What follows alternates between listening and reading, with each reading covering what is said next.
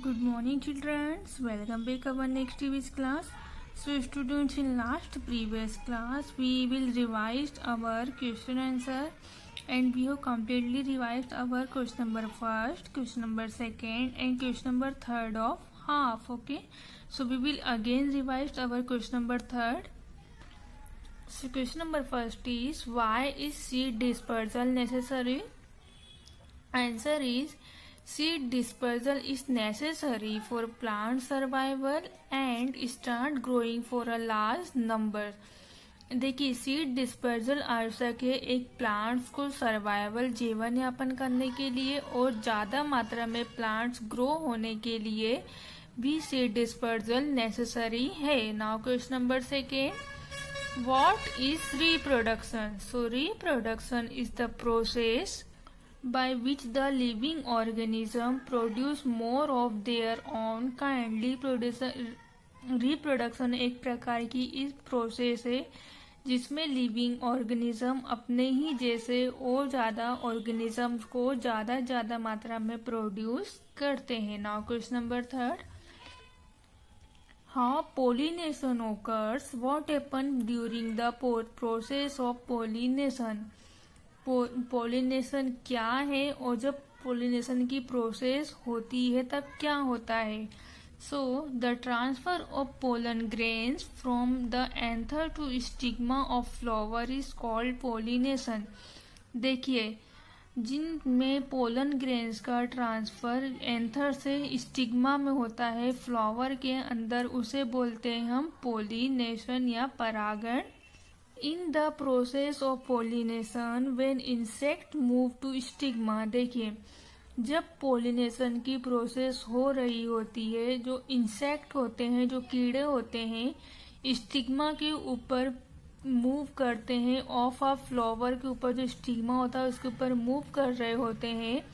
So the pollen grains fall on stigma. तो जो pollen grains होते हैं, जो इंसेक्ट की बॉडी पे चिपक जाते हैं पोलन ग्रेन्स, वो स्टिग्मा के ऊपर गिर जाते हैं.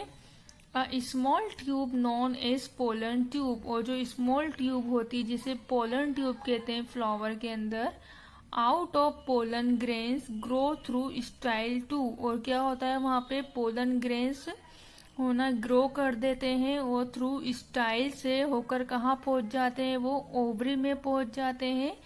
After fertilisation ovule start growing. और जब वहाँ पर फर्टिलाइजेशन हो जाता है तो वहाँ पर ओव्यूल का ग्रो होना स्टार्ट हो जाता है. ओव्यूल जो होता है सीड्स में परिवर्तित हो जाता है and seeds and become a fruit. और यही सीड्स एक फ्रूट के रूप में डेवलप हो जाता है. Okay, now we will doing our revision of question number 4. What are different stages of germination of seed? Seed के जर्मिनेट होने की डिफरेंट स्टेजेस क्या क्या हैं? सो INTHIS this PROCESS process of GERMINATION germination. In the process of germination, WHEN when, NEW new, PLANTS plants, ABLE able, TO2, PREPARE prepare, OWN on, FOOD food, DRY dry, AND and, SHED shed, OFF off. In this process of germination. देखिए, germination की process में when new plants able to prepare on food, जब एक नया plant इस योग्य हो जाता है कि वो अपना खाना बनाने के लिए तैयार हो जाता है. ड्राई एंड शेड ऑफ, तो वो क्या होता है? सूख जाता है और उसका कलर जो होता है चेंज हो जाता है.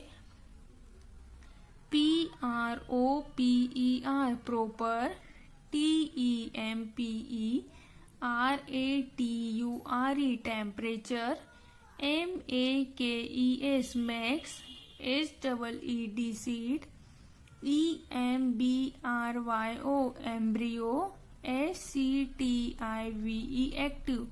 So proper temperature makes seed embryo active. तो देखिए जब उसको प्रॉपर टेम्परेचर मिलने लगता है तो जो सीड होता है वो एम्ब्रियो के रूप में एक्टिव होने लगता है. Okay, so student that's all for now. Will continue revision in next class. Thank you.